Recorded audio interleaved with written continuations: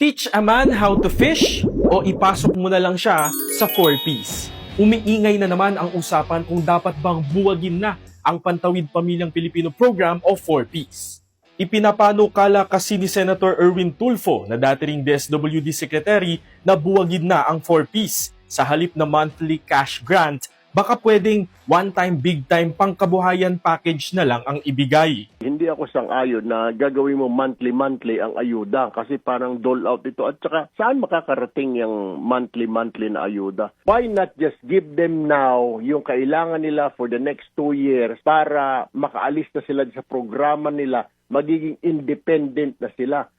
Nasimula ng implementasyon ng Conditional Cash Transfer Program noong 2008 sa ilalim ng Arroyo Administration. Ganap namang naging batas ang 4Ps Act noong 2019 sa ilalim ng Duterte Administration.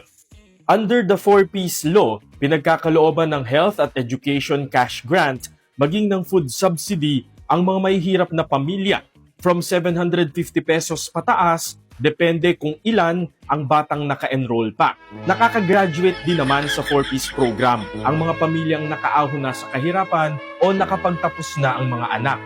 Para kay Congresswoman Laila De Lima na siyang principal author ng 4Ps Act noong siya ay senador pa, hindi dapat ibasura, bagkus ay dapat pa ngang i-expand ang 4Ps. Kaya niya isusulong ang Expanded 4Ps Act. Anya, hindi limos ang Pantawid Pamilya dahil may mga kondisyong dapat ma-meet ang beneficiaries nito. Nakipagpulong naman si Tulfo kay DSWD Secretary Rex Gatchalian para pag-usapan ang nasabing panukala. Hindi po ayuda ang Pantawid Pamilyang Pilipino Program. Ito po ay conditional cash transfer sapagkat meron pong mga kondisyon na kinakailangan pong tuparin.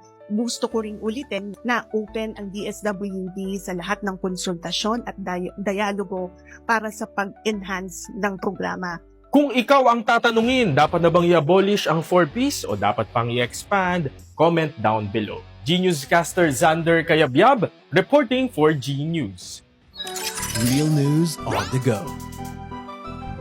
G-News!